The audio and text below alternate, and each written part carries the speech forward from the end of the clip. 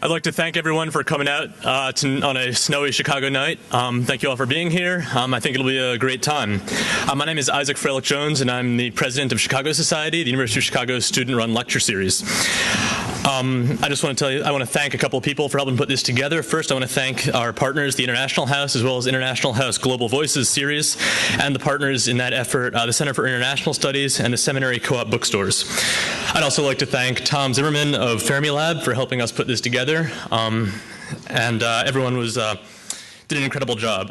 We have a couple of upcoming events that you may be interested in. On January 22nd, next Tuesday at 7 p.m., James Heckman, the 2000 Nobel laureate in economics, and Professor Alan Sanderson of the University of Chicago will be giving a lecture exploring the issue of inequality in the United States today.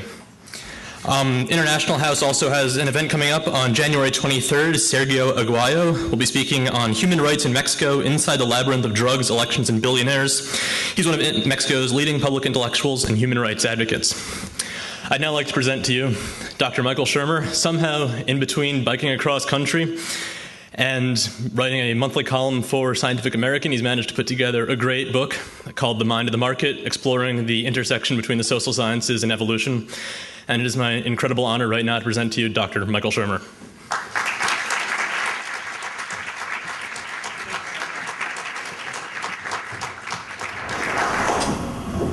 Well, good morning. How are you doing? See if you're paying attention. All right, so you want to check the mic here? Just okay. And can you hear me all right? Are we getting volume? Yes? Yes, can you hear me? Yep. Well, I'm glad to be here. Thanks for coming out in what would be inclement weather if you were from Southern California like I am. And actually, if it was like this in Southern California, they just shut the state down, so we wouldn't even be here. So this is the start of the second week of my 4-week book tour, so I'm glad to have a good audience here, and it's really rough. You end up sort of self-medicating as you go across a different city every day. 2 days ago, I was with Christopher Hitchens at his house, so there was a lot of self-medication going on there as I was introduced to the world of single malt Scotch whiskeys, and a good time was had by all. Anyway, you know how it is, like when you sleep in a different bed every night and you get that like kink in your neck and stuff, and you know, we do stuff on chiropractic at Skeptic Magazine, and I don't know, sometimes it works. If you listen carefully, I'll try to, oh, there, okay. Much better.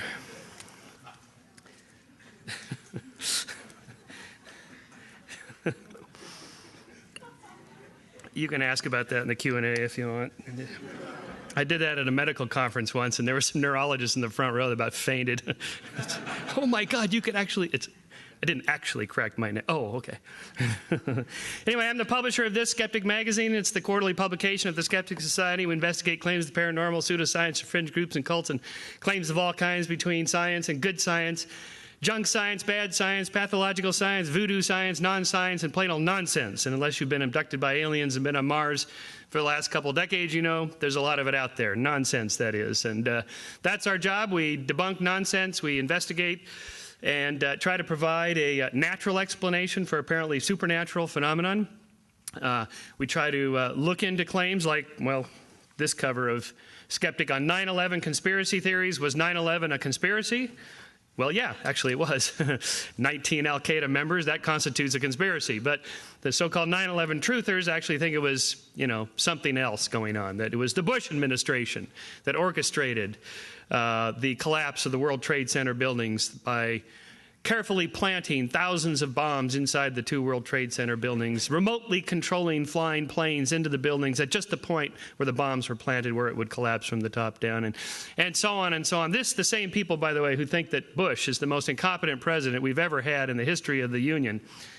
And yet he somehow managed to pull off the most intelligent, incredibly complex conspiracy in the history of civilization. This alone tells us something, how to think critically about claims like this. You know what happens with government bureaucrats and politicians who leave the administration. They write books, they write articles, they go on Larry King Live to tell everything that they know and saw and witnessed about this and that and every little secret they can think of. Not one person has come forward with the inside story behind what really happened in 9/11. along the lines of what the 9/11 truthers think. So that's the kind of thing we look at, not only what the claims are, but why somebody would believe those kinds of claims. It has to do with the psychology of belief and the power of belief. What happens normally is that we commit ourselves to a particular position, and then we apply the confirmation bias after the fact and find confirmatory evidence where we've decided we want to believe, and then just simply ignore the disconfirmatory evidence. So that's a nice example of that. Our current issue on the newsstands now, you can pick up Skeptic at any Barnes & Noble or Borders. By the way, I'm passing around a clipboard there. If you put your email address, you can get you'll get the free weekly electronic Skeptic, the e-Skeptic, the electronic version of Skeptic magazine. And when you actually join the society, you get the subscription to the magazine, you get the decoder ring. We tell you, what the Da Vinci Code actually means. And all the ends. Who's a member of the New World Order and the Bilderbergers and the Rockefellers and the Rothschilds and the Illuminati and so forth, all the good stuff. So as a spinoff from my work in Skeptic, I write books. So Why People Believe Weird Things was about science and pseudoscience, and How We Believe was about science and religion and why people believe in God. And that led naturally to my third book, The Science of Good and Evil, on science and morality. And then, so I guess the mind of the market is volume 4 of my trilogy, Pace, Douglas Adams, expanding science into the realm of, or evolutionary theory into the realm of economics and social forces. So this is supposed to be a reading, so I thought I'd do a little bit of reading and then some talking and telling stories, and then we'll do some Q&A afterwards. So I'm fond of telling my atheist friends the second word in my book is Jesus. This kind of throws them off. In Jesus' parable of the talents, recounted in Matthew 25, the gospel author recalls the Messiah as saying in the final verse, "For to everyone who has, more shall be given, and he will have an abundance. But from the one who does not have, even what he does have shall be taken away." This is the favorite passage in the Gospels for conservatives. You see, Jesus was a conservative, not a liberal. Of course, they overlook the stuff about, the meek shall inherit the earth, and the chances of a rich guy getting into heaven are those of a rope being passed through the eye of a needle. It's not camel. It's one of those great mistranslations. Rope through an eye of a needle makes much more sense. But anyway, this is in the famous Sermon on the Mount. This is the parable of the talents being the form of money. The servant who was given 5 talents invested it and gave his master 10 talents in return. The servant who was given 2 talents invested it and gave his master 4 talents. But the servant who was given 1 talent buried it in the ground and gave his master back just the 1 talent. The master then ordered his risk-averse servant to give the 1 talent to the servant who had doubled his investment to 5, and so he who earned the most was rewarded even more, and thus it is that the rich get richer. Now, Jesus probably had something in mind more than an economic allegory about selecting the right investment vehicle for your money. But I want to employ the story as a parable about the mind of the market. In the 1960s, the sociologist of science, Robert K. Merton, conducted an extensive study of how scientific ideas are discovered and credited in the marketplace of ideas, in this case, treating science as a market, and found that eminent scientists typically receive more credit than they deserve simply by dint of having a big name, while their junior college and graduate students, who usually do most of the work, as we know, go largely unnoticed. A similar well-known effect can be seen in how both innovative ideas and clever quotes gravitate up and are given credit to the most famous person associated with them. In my world, in the world of skepticism, our most famous quote is, "Extraordinary claims require extraordinary evidence," usually spouted out when somebody talks about Bigfoot and aliens and things like that. Usually it's prefaced with, as Carl Sagan always said, "Extraordinary claims require extraordinary evidence." In fact, the little quote came from an obscure sociologist of science named Marcello Truzzi, who wrote it in an obscure little journal that Carl read and then said it on Cosmos, and documentary TV show, you don't have to give credit for everything. And so forevermore, it gravitated up to the most famous guy who ever said it. Merton called this the Matthew effect. Marketers know it as cumulative advantage. In a broader economic context, I shall refer to it here as the bestseller effect. Once a product gets a head start in sales, it signals to consumers that other people want that product, and therefore it must be good, thereby causing them to desire it as well, which leads even more people to purchase the product, sending more signals to other consumers that they too must have it, and so up it climbs the bestseller list. This is why authors go on book tours, by the way, is to try to get some cumulative advantage, to get a little Matthew effect going. You walk into the bookstore there, Barnes & Noble Borders, you'll see that little new arrival table, and the books that are on that table are purchased. The space is purchased by publishers. They're not there by accident. Just like when you walk into the supermarket, the Pepsi and Coca-Cola, you pay for those spots there. Anyway, everybody in the business knows that's how it works. Of course, the whole point is to get you on some of the bestseller lists, which sends more signals to consumers, and they order more books, and so you get a snowballing effect, right? To quantify the bestseller effect, the Columbia University sociologist Duncan Watts and his colleagues tested it in a web-based experiment in which 14,000 participants registered at a website where they had the opportunity to listen to, rate, and download songs by unknown bands. One group of registrants were only given the names of the songs and bands, while a second group of registrants were also shown how many times a song had been downloaded. So they rigged it first to show some downloading more than others, and then that got the Matthew effect going, and pretty soon those songs were the most popular ones. So nothing particularly surprising there, other than it's a nice example of the market having a mind of its own. It requires no top-down designer. It's just a bottom-up, self-organized, emergent property. A larger example of that is the entire history of the economy over the last 10,000 years. That itself is an example of the mind of the market. So I'll turn now to the first chapter called The Great Leap Forward. Living along the Orinoco River that borders Brazil and Venezuela are the Yanomamo people, hunter-gatherers whose average annual income has been estimated at the equivalent of about $100 per person per year. If you walked into a Yanomamo village and counted up the stone tools, baskets, arrow points, arrow shafts, bows, cotton yarn, cotton and vine hammocks, clay pots, assorted other tools, various medicinal remedies, pets, food products, articles of clothing, and the like, you'd end up with a figure of around 300. Before 10,000 years ago, this was the approximate material wealth of every village on the planet.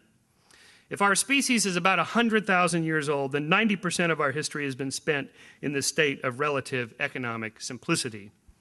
For the 100,000 figure, I'm just taking the lower boundary of the estimated between 100 and 160,000 years ago of the last bottleneck migration out of Africa.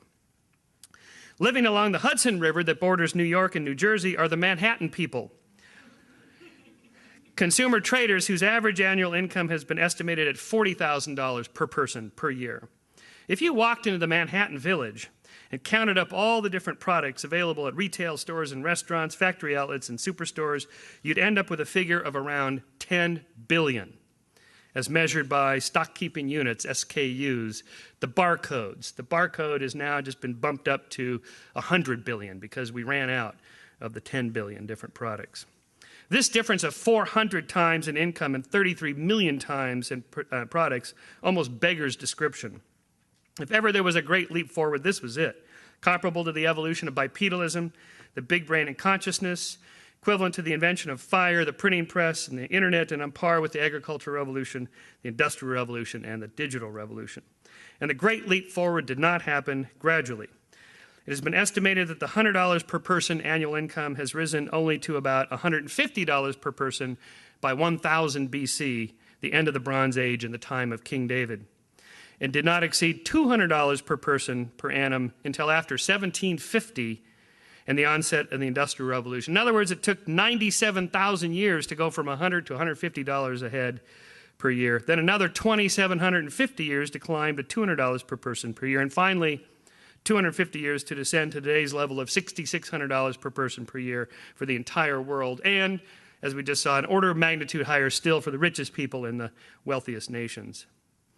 If we compress that 100,000-year period into just 1 year, then the last 250-year period of relative prosperity would represent less than 1 day out of the year. Or if we condense the 100 millennium into a 24-hour day, our epoch of industrial production and market economies accounts for a mere 3.6 minutes. In other words, the age in which we live and take for granted is normal, and the way things have always been, in fact, constitutes a mere 1/4% of the history of humanity.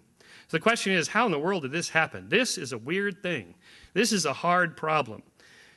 Cognitive psychologists call consciousness the hard problem. So I call this the really hard problem. And really the parallels there are close, because I'm treating the economy as a complex adaptive system, and we simply have to apply what we know from complexity theory to try to explain that. And in that sense, then, we are already familiar with complex adaptive systems that emerge and self-organize out of bottom-up simpler systems. Life itself appears to be a bottom-up, self-organized, emergent property of just chemicals in a prebiotic soup in which you just put energy into the system. Complex life appears to be a conglomeration of bottom-up, self-organized, emergent property of simpler life. The eukaryotic cells that we're made out of, that have all those little organelles inside them, well, I think Lynn Margulis's theory about how this happened, that is, those little organelles were once themselves simpler prokaryotic cells that self-organized into these more complex cells. It helps explain, if you think about it for just a second, why we would have mitochondrial DNA. Everybody's heard of mitochondrial DNA. It's how you trace your ancestry through your mother's line. Why would there be a second set of DNA in our cells? That's such a weird thing for an intelligent designer to do. How strange. Well, that's a subject of my previous book on intelligent design theory and evolution. But it is a serious problem unless you look at it in the context of a bottom-up, organized, self-organized system. Multicellular life appears to be the same thing. And the immune system is a self-organized emergent property of billions of our cells working together to combat bacteria and viruses. Consciousness, probably, most likely will be explained by a emergent property of 100 billion neurons firing in different sequences and patterns. Language is a self-organized emergent property. We're already familiar with that. Nobody designed English 500 years ago to sound anything like it does today. Certainly not like where I'm from in Southern California, where they use the word like every 3 words. You couldn't design that, certainly not intelligently. The law is a self-organized emergent property, and of course the economy is. So on one level, I'm doing a little bridge building here, trying to convince my conservative friends who like free market economics but are untrusting of evolutionary theory that, in fact, evolution is just like the economy thing you already know about, and you don't like top-down design. In the economy, well, evolution is the same thing. I'm trying to convince my liberal friends who are distrusting of free market economics that, hey, that stuff about evolution you fully accept. It's the same kind of thing, not a perfect parallel, but the same kind of thing there. So there I transition then into the second chapter called folk economics. Why is it so many people don't accept evolutionary theory or free market economics? And the reason is in part the same. That is, they're counterintuitive. We evolved in what Richard Dawkins calls a middle world, or what I prefer slightly middle land for its alliterative purposes. In middle land, in the plains of Africa and our Paleolithic ancestry, everything was sort of a middling size and a middling speed, somewhere between, say, ants and mountain ranges, and everything, gazelles and elephants and tapirs and so on, are all sort of a middle size. We can see them really well, and they kind of move along at a middling pace. They run or walk, and you can see them just fine. And time-wise, we live a scant few decades and are somewhere between now, which psychologically lasts about 3 seconds, and our lifetime of several decades. That's the time frame we're used to.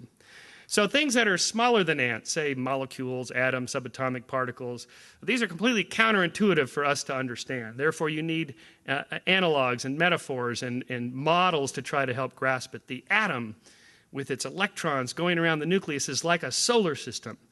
Well, no, actually it's not. But, it's close enough to help us at least try to understand it if you're in grammar school or something like this, right? Because it's counterintuitive. Or on a larger scale of stars and planets and galaxies and expanding bubble universes and multiple universes, and there's nothing in the middle land to help us sort of intuitively grasp that instantly. And same thing with the length of time. I mean, when we talk about global climate change over the next 1,000 years or 10,000 years, you'll hear things like global warming. What are you talking about? I mean, it was cold yesterday. And you wonder, well, geez, didn't you take a science class? Well, actually, you need a science class because intuitively we think anecdotally. That is, we are association learners. We associate A with B, and often A really is connected to B causally, and that's called learning. Unfortunately, we don't have a baloney detection module in our brain to help us sort out the false positives, and that's why we have places like Las Vegas that succeed so well. And of course, in Middle Land, in the Paleolithic environments in which we lived, these societies were mostly egalitarian. There wasn't that much wealth accumulation, and if there was, it was probably not gotten through fair free trade means. And certainly there was no invisible hand because there was no economy. And the whole idea of our sort of notion of you let markets sort of move along and people do what they want, all this will just sort itself out. This is counterintuitive. So people don't trust it any more than they trust evolution because you can't see it. It takes time over a long period of time. So you need metaphors. The two greatest metaphors in the history of Western thought, I claim, are the invisible hand and natural selection. And even those are a little misleading. Natural selection, Darwin opens The Origin of Species with a story about pigeon breeders. And of course, a creationist can jump all over that and say, yeah, well, of course, look, it's a pigeon breeder. There's a breeder directing the selection process, just like intelligent design, right? So it's a slightly misleading notion, but Darwin's just grasping for something because it's such a nebulous, counterintuitive concept that you can't really see because it takes place at a level we're not familiar with and over a long period of time that we're not accustomed to, right? So, and nobody's selecting anything. I mean, I used to make, when I taught a course in this, think of polar bears are like a living transitional species, becoming a marine mammal. Look, they're halfway there. Got all this body fat and these huge paws and the webbing, and they can swim really well, and they can swim a long time. But that's really not right. Polar bears aren't on the way to becoming anything except maybe extinct if global warming continues, maybe. They're not heading anywhere. Evolution's not directional.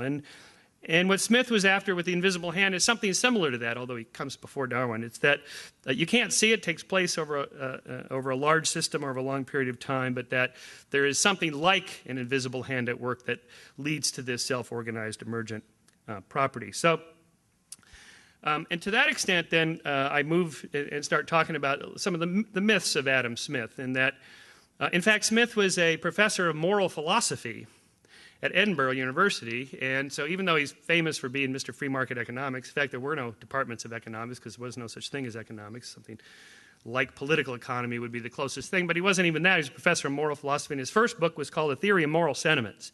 And Smith said, in order to have a civil society and a market economy and so forth, you need to have a system in which people actually can empathize and sympathize with one another. They have a sense of what somebody else is thinking. This today we would call a theory of mind, that I'm aware, and I'm aware that I'm even self-aware, and I'm aware that you're aware, and I'm aware that you're aware that I'm aware, and I know that you know that I know that you know, right? So there's this sort of common knowledge between people that helps us, in a game theory model, sort of sort out how we play the game of life together without maximizing conflict, that is, attenuating conflict. Steve Pinker uses this wonderful example from the film Fargo. Remember Fargo, where Steve Buscemi gets pulled over by the cop, and they got the kidnapped woman in the back seat, and he doesn't have a plate. He doesn't have the license plate on the back of his stolen car, so he hands out his wallet with his driver's license, and a 50, just ever so slightly sticking out, and he says, "I thought we could take care of this here in Brainerd." Now, he knows that the cop knows what that means, and he knows that the cop knows that he knows what that means, but it's couched in a way that if he actually was in court, he could say, it must have just poked out a little bit. I wasn't offering him a bribe. He could still get out of the charge of bribery. So there is that sort of I know that you know that I know that you know kind of meta levels of consciousness. And Smith actually got all that right without having any biology behind it. He just, from example and sort of intuiting it. And so where I go from there then is to ask the evolutionist question, how could this happen? So not from an economist point of view, since economists have already thought about this since the time of Smith, but I want to go at a deeper level. The evolutionist wants to know sort of an ultimate level of why these things would happen. So then I began to think of what happens when people trade. There has to be a certain level of trust, and trust is an emotion. Now, why do you need the emotion of trust? Well, because most of trading in the modern world is done by strangers who don't know one another. So from an evolutionary perspective, we can understand fully now why people who are related to one another are nice and cooperative and altruistic and pro-social, because that really is a good way to get your genes into the next generation. So this is kin selection. This was all worked out in the 60s and 70s by Bob Trivers and others. Then expanding the circle of sentiments to those who are not related to one another, related to us, but we know them pretty well. And this is called reciprocal altruism. So if I'm living in a small community of a few dozen to a few hundred people, everybody knows one another, and we know each other for a long period of time. There's lots of time, lots of opportunities for interactions with one another, a kind of a trading system. In this case, trading social favors and things like this. There's lots of opportunity for building of trust by doing things for one another, and that's reciprocal altruism. I'll scratch your back if you'll scratch mine. Of course, only works if we have lots of opportunities to tell who's a reliable cooperator and who's an unreliable defector. So one of the roles of gossip in society is, well, what is gossip about? Well, we all know what it's about, but believe it or not, there are academics who have gotten grants to study gossip and actually sort of do a content analysis of it. It's about other people and who's sleeping with who and who's honest and who's not and who has power and who doesn't and who has status and who's trustworthy and who's not. So gossip is really just a form of information exchange to gather more data about, in a game theory, about who's more likely to cooperate in the game of life. And so then we go to, well, what about interactions between unrelated, unknown people across different groups? And so where I'm going with this is that, is when I'm building up sort of a case for free trade here, is that trade is one of the great lubricators of social interaction, social cooperation. That is, it naturally breaks down the natural barriers, the xenophobic, tribalistic barriers that we harbor, of naturally not trusting. The default position is don't trust other people and other groups you don't know until they cooperate and then cooperate back. And we do this through emotion. So I start off in one of my chapters talking about this now infamous trolley car problem that most of you have probably heard about. But anyway, those of you who haven't, you're walking along a railroad line, and there's a train hurtling along the track, and you're standing there at the switch, and the train can go left or right. And down the one branch are 5 workers, and down the other branch is 1 worker. And the train is scheduled to go off to the right track and kill the 5 workers, and you're standing there. You can throw the switch, and it goes off to the left and kills the 1 worker. The moral calculation is you kill 1 to save 5. Would you do it? And most people say that, yeah, they'd do that. That seems right. They would do that. And you can do this. You can go to Mark Hauser's website at Harvard and take it, and he has hundreds of thousands of people have taken this now, and he'll tell you how you did if you get the right answer. No, there's no right answer.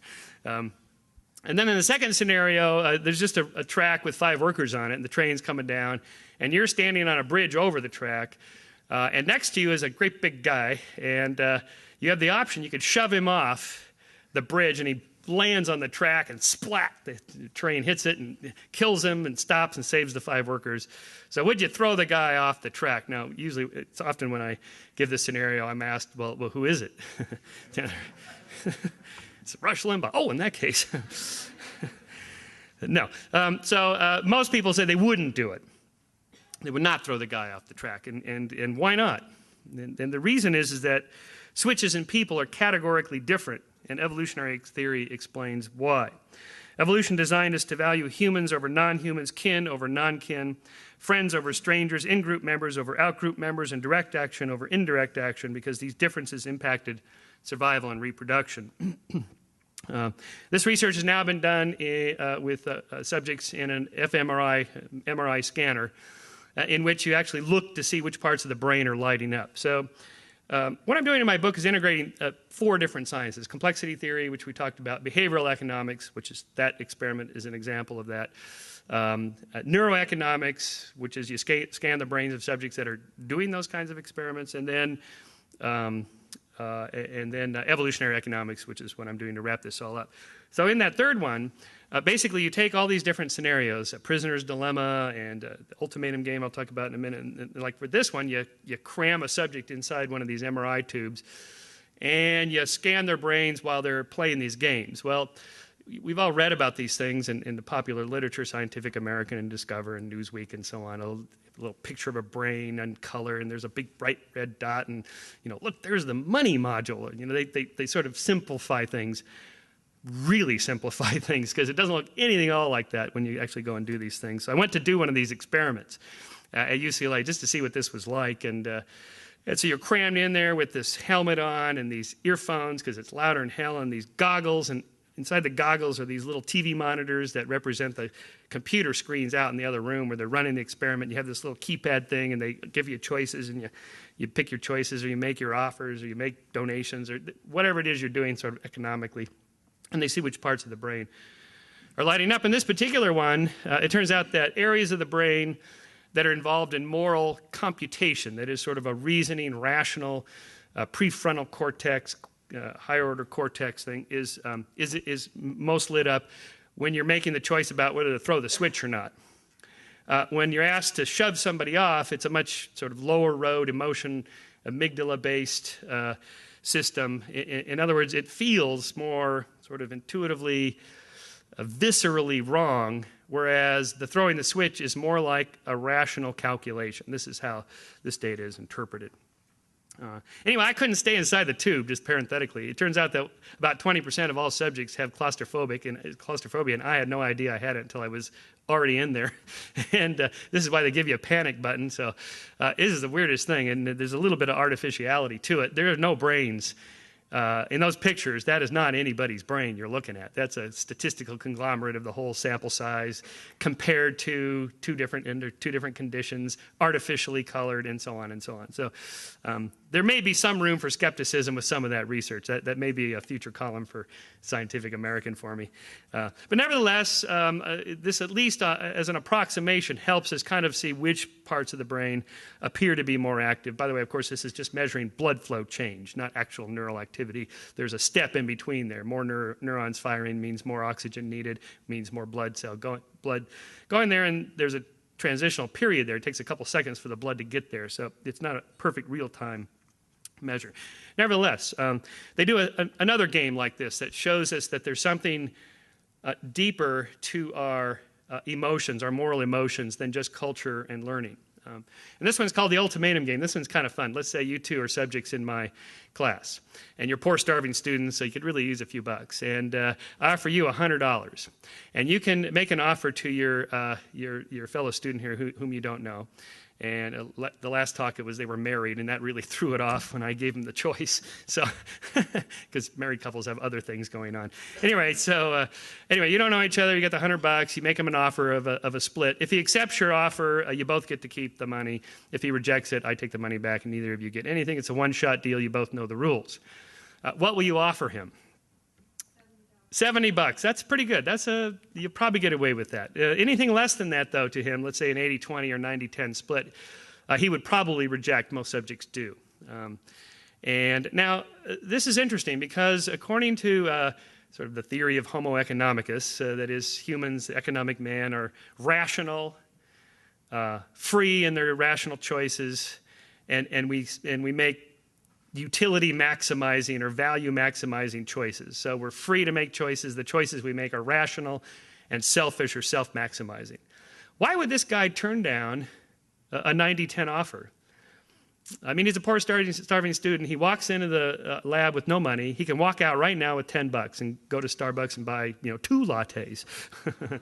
Why would he turn that down? That's an irrational thing to do. And when you ask them, they'll say, because it's not fair. Well, an economist who studies incentives would say he is now willing to pay $10 to punish her for unfairness. How irrational is that? Not very in an evolutionary perspective, because in an evolutionary perspective, in a social primate species, you have to have mechanisms for prosociality, conflict resolution, for us to get along as individuals within a group. And so that sense of fairness is deeply embedded, and yet again in fMRI studies you can see which parts of the brain are lighting up in that.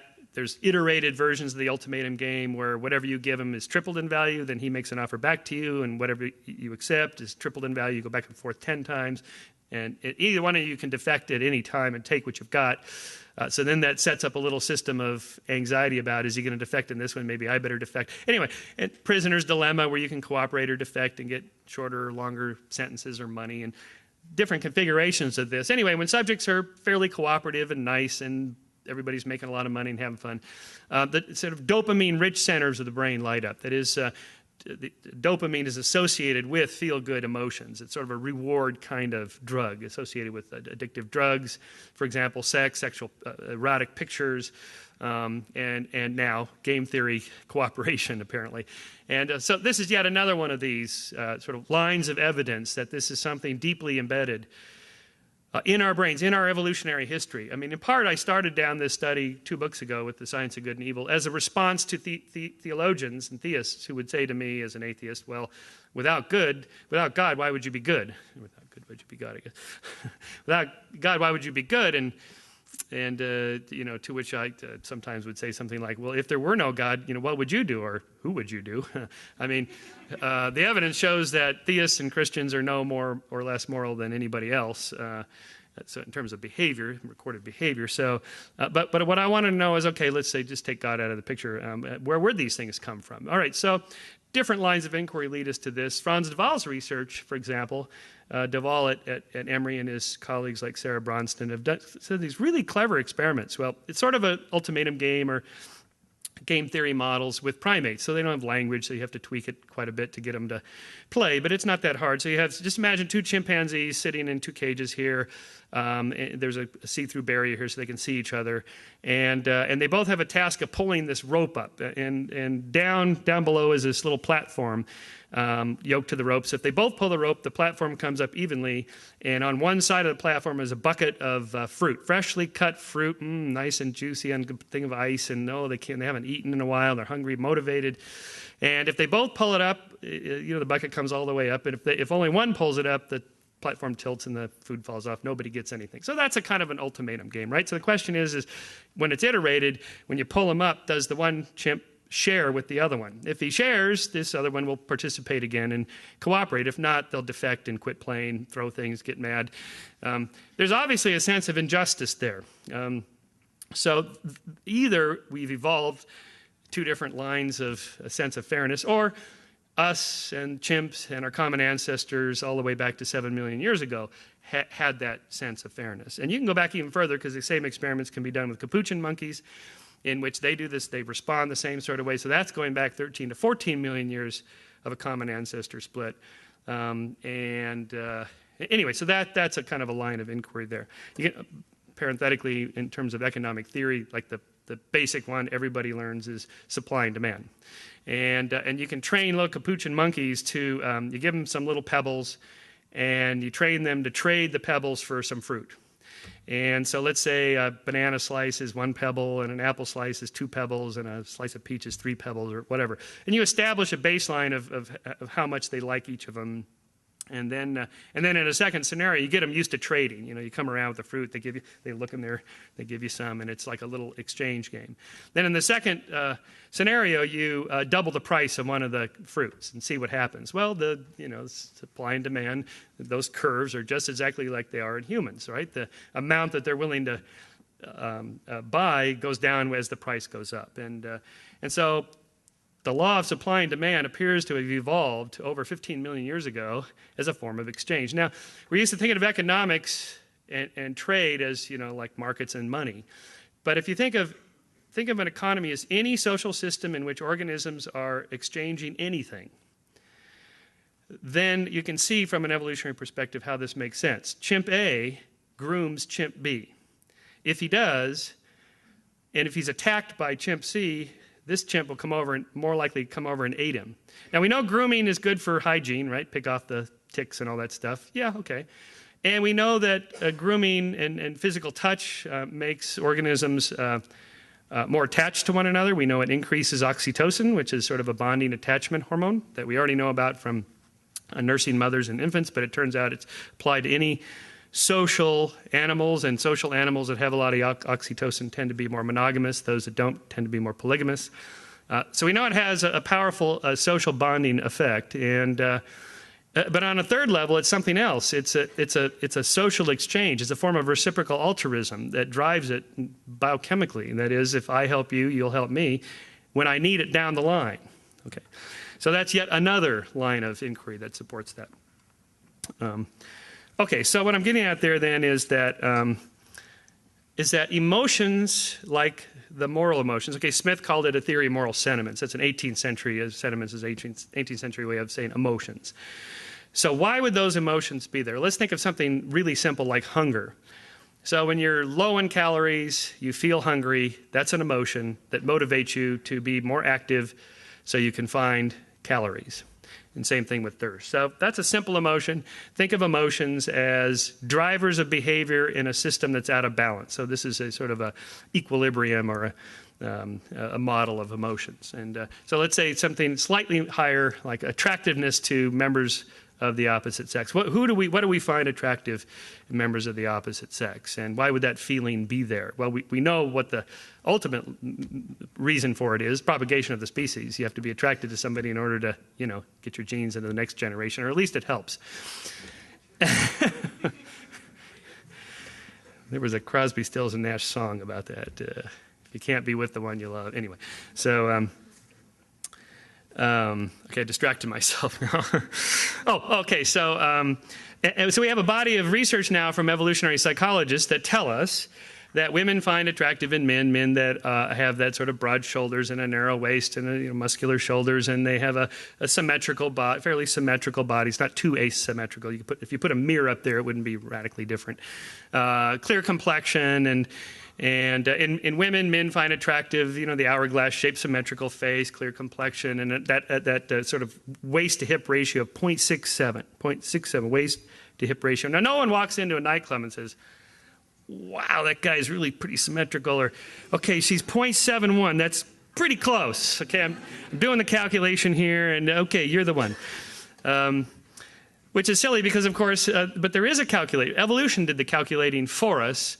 And we have emotions that simply drive us toward those behaviors. Okay, so just moving up the scale, then what I'm arguing is that the moral emotions, feelings of guilt and shame about having harmed somebody in a social game theory model where you should have cooperated, or anger at somebody who defected in the possible exchange, and joy and pride at having helped somebody. These are all emotions that evolved to help us drive behavior in this case, social environment. So all of economics is just that. It's just social exchange in a social primate species like us. And if we look at it that way, then it helps us see that evolution has something to say about this.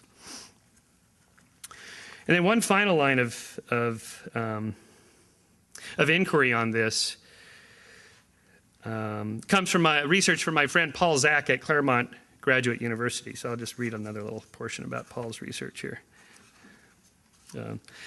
There's an old English proverb that says it's an equal failing to trust everyone and to trust no one. So begins Paul Zak, a professor of economics at Claremont Graduate University, who's taken his profession down to the molecular level in his search for the neurochemistry of trust, which he believes is grounded in oxytocin. He says, we know that trust is a very strong predictor of national prosperity, but I want to know what makes two people trust one another. Zach is the oxytocin man. It says so right on his license plate. This is California, you see. We have these license plate that signals who we are. It's more of a guy thing, actually. Testosterone thing, really. Anyway, that's another one of those hormones. Tall and handsome with square shoulders, the physique of someone who works out regularly, Zach's firm grip and warm smile exude, well, trust. Trained in traditional economics in the mid-1990s, his research led him to connect trust to economic growth. A 1996 study on trust in 42 countries, for example, asked people in their native language, generally speaking, would you say that most people can be trusted or that you can't be too careful in dealing with people? The results were as diverse as they were striking. At the low end of the scale, trust scale, only 3% of those surveyed in Brazil and 5% in Peru believe that their fellow citizens are trustworthy, compared to 65% of Norwegians and 60% of Swedes who trust one another. Falling in the middle of the scale, interestingly, were the United States at 36% and the United Kingdom at 44%. The rankings remain essentially unchanged even when they're controlled for income. Trust is high in the countries of Scandinavia and East Asia, but low in the countries of South America, Africa, and especially the former communist bloc. The simple correlation between national rates of investment, gross investment per gross domestic product, and trust is strongly positive, Zach explains, so that when trust is low, investment lags. The same positive correlation holds for GDP growth and trust. So Paul then wanted to know what conditions in a society, let's say, how would you get a third world nation to become a first world industrial modern economy? You need certain social institutions that trigger all those possible behavioral, economic, game theory type exchanges to develop trust. The list of positive social interactions identified in Zach's research will surprise no one living in a liberal democracy and a relatively free markets. Protection of civil liberties, freedom of the press, freedom of association, freedom of travel, that is good roads and reliable infrastructure. The bridges don't just fall down. Michigan or wherever that was. Freedom of communication, working phone systems. You pick up the phone and you actually get a dial tone. I mean, that's big. In some countries, you don't get that. Ecuador, I go to Ecuador a lot because I go to the Galapagos, and their phones don't work. And so they're government phones. What do you expect? So everybody just uses cell phones. They just basically skipped the landline stage that we went through. Otherwise, you can't have exchange and there's no trust. Mass education, a reliable banking system, a sound currency, and especially the freedom to trade. He even found a connection between a clean environment and trust, whereby people in countries with polluted environments show higher levels of estrogen antagonists, which lowers their level of oxytocin and thus their feelings of trust. Okay, so then Paul put this sort of to the experimental test through a couple of different interesting experiments. So you do this ultimatum game thing and these various trust games, and he draws their blood. So this is a real commitment. I mean, you really got to pay these subjects because, you're taking their blood, and you have to train the graduate students, and not anybody can do this. And he finds that when there's a lot of trust, a lot of generosity, prosociality between strangers in these games, that there's a big spike in oxytocin. Now, oxytocin's half-life is short, a few minutes, so you got to do it right there pretty quick. Then he wanted to know which way the causal arrow flows. Is oxytocin a cause or effect? So he did this one where one group of subjects gets a hit of a nose spray that has oxytocin in it. It's a technology developed for pregnant women to induce labor. Just give them a little hit of oxytocin, boom! Cooperation goes up, generosity goes up, they're feeling really good. And those that didn't, were back at the normal level. Except for about 2 to 3% of subjects who showed no response at all to oxytocin. Paul calls these the bastards. I call them Zach's bastards. It appears to correlate with the 2 to 3% of sociopaths in society. Now, this is a little speculative, but it could be that there are just some people who are 6 standard deviations out. I mean, they are just unresponsive to the normal cues of society that we pick up to develop trust. They just don't respond.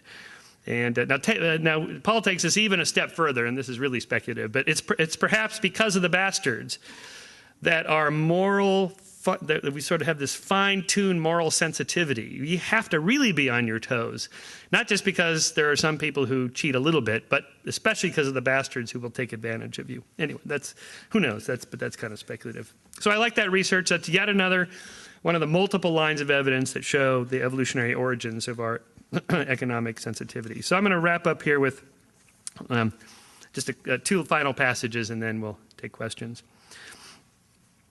So the psychology behind diffusing intergroup aggression involves turning potentially dangerous total strangers into prospectively helpful honorary friends.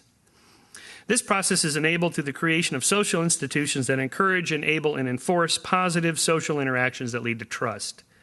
One of the most powerful of these forms of interaction is trade, the effects of which I want to elevate into a principle based on an observation by the 19th century French economist Frédéric Bastiat.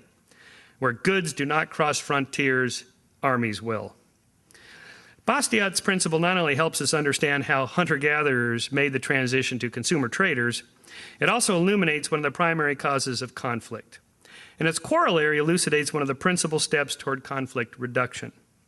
If Bastiat's principle holds that where goods do not cross frontiers, armies will, then its corollary dictates that where goods do cross frontiers, armies will not. Now, this is a principle, not a law, since there are exceptions, both historically and today. So it's a first approximation of a principle.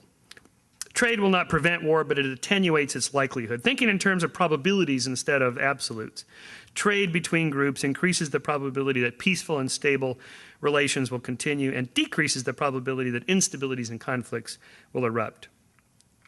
So returning to where we began the book with the Yanomamo hunter-gatherers and how they evolved into Manhattan consumer traders, When missionaries first began work with the Yanomamo, they discovered that if they provided the native peoples with tools for the procurement and production of food and other resources, the amount of Yanomamo inter-village fighting was greatly reduced. The great Yanomamo ethnographer Napoleon Chagnon, who originally gave the Yanomamo their fierce people moniker. His monogram was called Yanomamo, the fierce people. He since took that off because people took that too far. But he discovered that the Yanomamo are sophisticated traders as well as ferocious warriors because trade creates political alliances. Following the dictum, the enemy of my enemy is my friend, Yanomamo inter-village trade and reciprocal food exchanges serve as a powerful social glue in the creation of political alliances. Village A can't go to Village B and announce that they're worried about being conquered by the more powerful Village C, since that would reveal their own weakness. Instead, Village A forms an alliance with Village B through trade and reciprocal feasting. Think of the chimps grooming each other. And as a result, they not only gain military protection, but also encourage inter-village peace. As a byproduct of this politically motivated economic exchange, even though each Yanomamo band could produce all the SKUs it needs for survival, they often set up a division of labor and a system of trade. The unintended consequence is an increase in both wealth and SKUs. Now, the Yanomamo trade not because they're innate altruists or nascent capitalists, but because they want to form political alliances. Quote from Chagnon, without the frequent contact with neighbors, alliances would be much slower in formation and would be even more unstable once formed. A prerequisite to stable alliances is repetitive feasting and visiting, and the trading mechanism serves to bring about these visits. In other words, where goods cross Yanomamo frontiers, Yanomamo armies do not. And then finally, I take this one step further into what I call the Starbucks corollary to Bastiat's principle. Where Starbucks cross frontiers, armies will not. This is my epilogue, by the way. You're allowed to do this kind of wild speculations. Okay. That is, the free trade of products between peoples and open access to services across geographic borders obviates the necessity of political borders and thereby decreases the probabilities that armies will cross them. To the Starbucks corollary, I add the Google theory of peace, where information and knowledge cross frontiers, armies will not. That is, the free trade of information between peoples and open access to knowledge across geographic borders obviates the necessity of political borders and thereby decreases the probabilities that armies will cross them. A stern example of this can be seen in Europe since the Treaty of Rome and the formation of the European Union, which integrated disparate and historically divided European nations under one economic umbrella. Where once invasions and wars were commonplace throughout 1,000 years of European history, they are now unthinkable. Try it. Imagine Germany invading France and waging war on her. Or picture France motoring its armies through the Channel and marching them into London to declare the country French. What once made for dramatic literature now sounds like Pulp Fiction. The wickification of the economy, Wiconomics as it's becoming known, adds to the Google theory of peace the entire world economy as practiced by and participated in by billions of people. And Wikipedia is the right analog for this emerging economic phenomenon. It is the collaboratively created encyclopedia that runs on wiki software that allows real-time and constant editing of documents by anyone, anywhere, anytime. It is an open source, peer-produced, mass-collaborated, bottom-up, self-organized, emergent property of millions of people choosing to build the modern equivalent of the Alexandrian library, whose purpose was to make the sum of the world's knowledge available to everyone in one location. Granted, the ancient Alexandrian Greeks had far less knowledge to store than we do today by orders of magnitude, but we have the World Wide Web. In the long run, no dictator, demagogue, priest, president, or any other pretender to power will be able to control the Googleification, Wikification, eBayification, MapQuestification, YouTubeification, MySpaceification of information, knowledge, geography, personal relationships, markets, and the economy.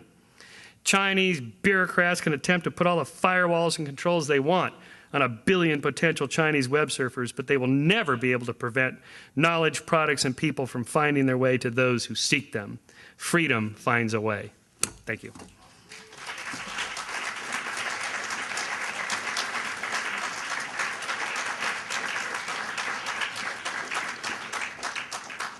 Okay, questions? They'll probably flip it on as you're talking there.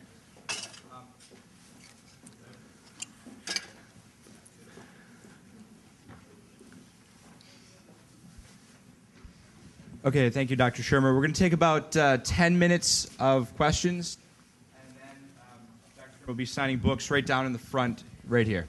So thank you. First of all, Dr. Shermer, thank you very much for a very enjoyable talk. You're welcome. I especially liked the bit about social Darwinists not liking Darwin.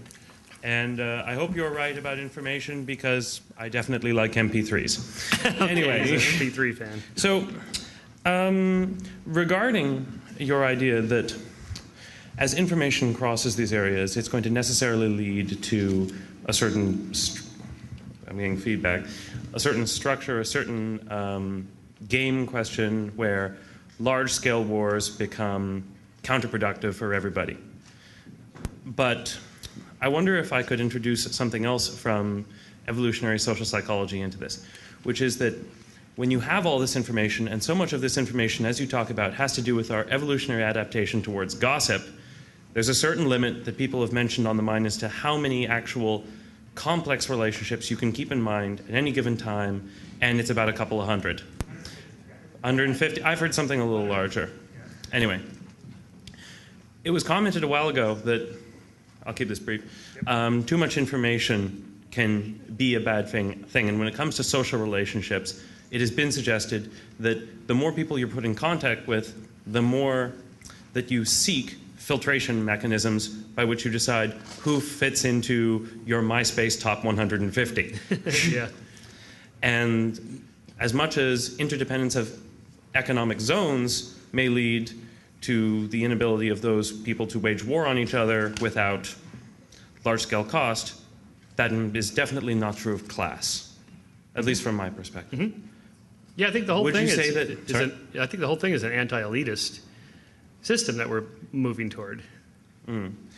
But I guess what I'm finally getting at is, does this organization, just based on the rules of evolutionary social psychology, necessarily mean that you lead to, I can't think of a better word for it, tribalization on that micro scale? I think I got it. Yeah, this is a really good and deep question.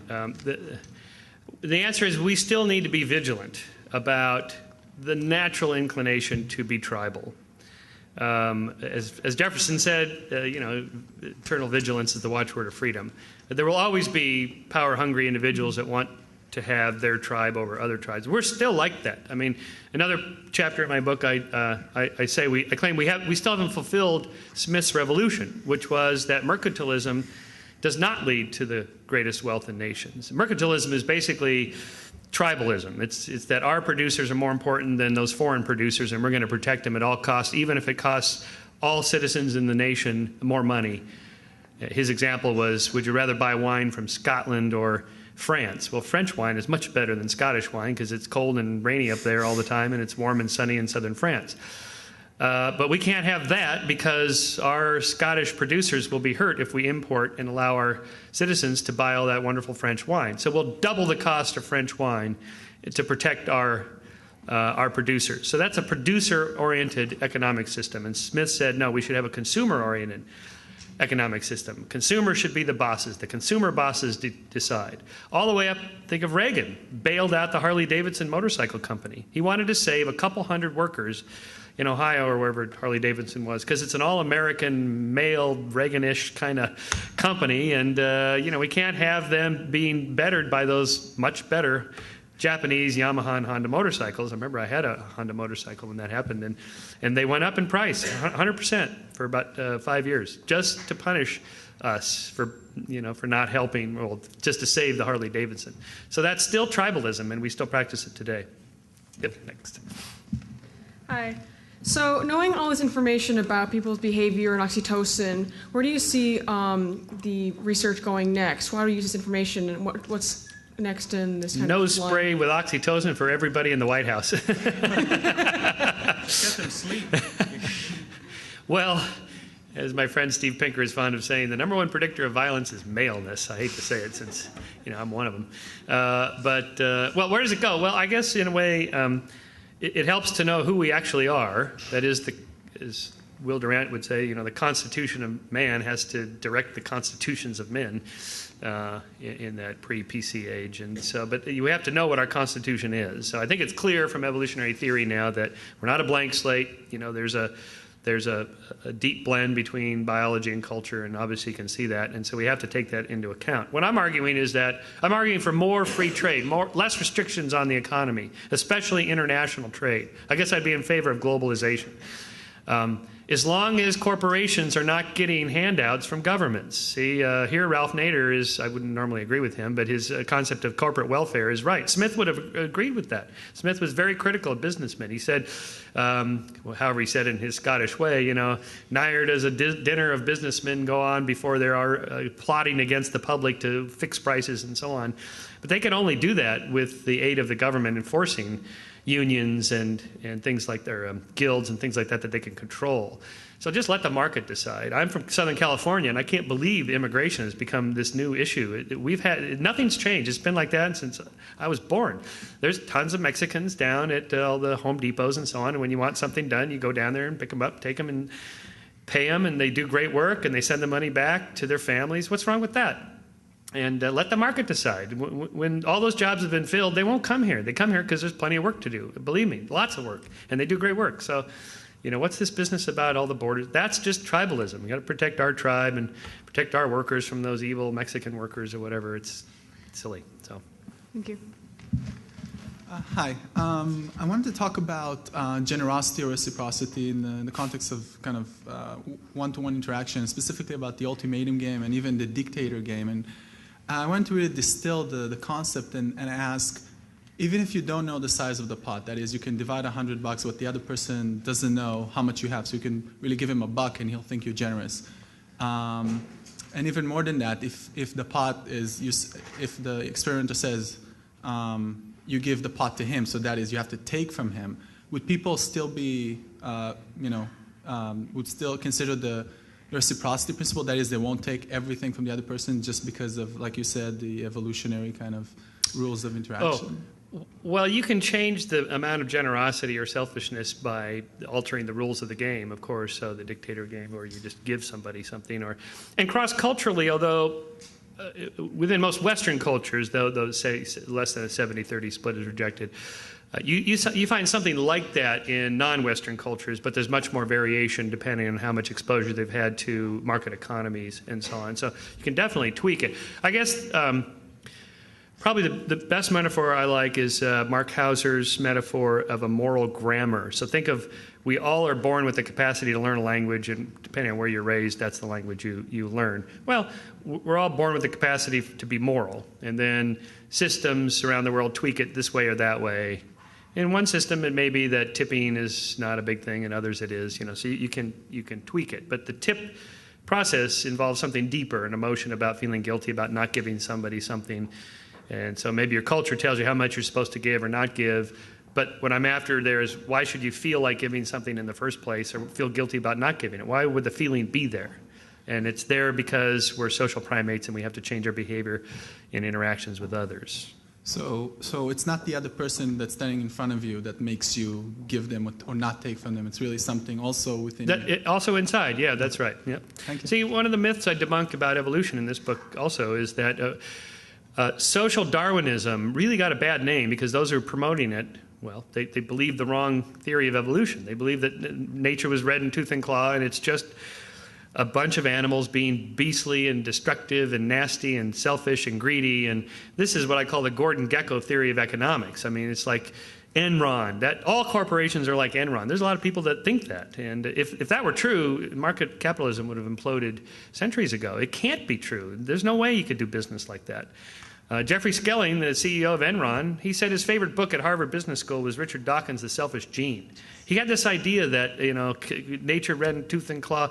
Herbert Spencer's, quote, the survival of the fittest, which somehow got picked up. It's a great meme because it's a catchy little phrase, but it's the wrong meme. Because it could be that being really generous and cooperative and nice makes you more fit.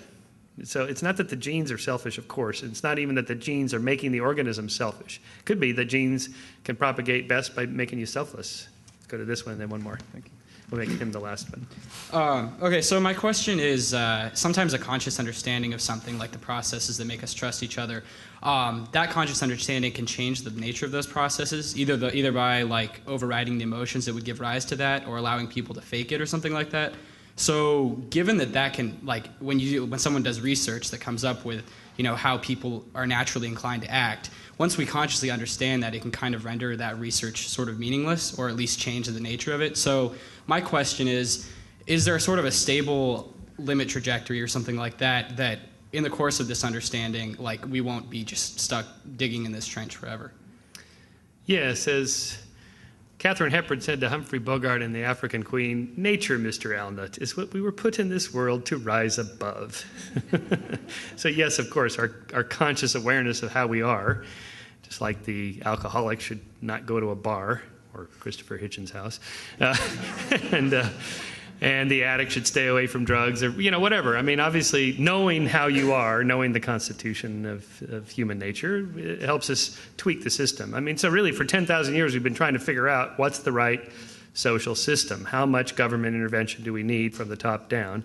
The analogies are not perfect between the economy and evolution. The free market needs some structure within which to be free and fair. You need a set of laws, you need a rule of law in a country with a justice system that's fair to everybody, and you need all these things, and somebody has to do that, and the free market hasn't figured out a way to do that. So for now, we pay taxes, and the government does that. And so that's been, a 10,000-year sort of struggle to find out, say, between liberals and conservatives, whatever they would have been called thousands of years ago, of that balance between individual freedom and sort of collective rule. Last question. Just saying thank you. Thank you again, Dr. Shermer. Oh, okay, right. Sorry, I forgot. Yeah. Can we get another hand for Dr. Shermer and thank you. fantastic talk? Thank you.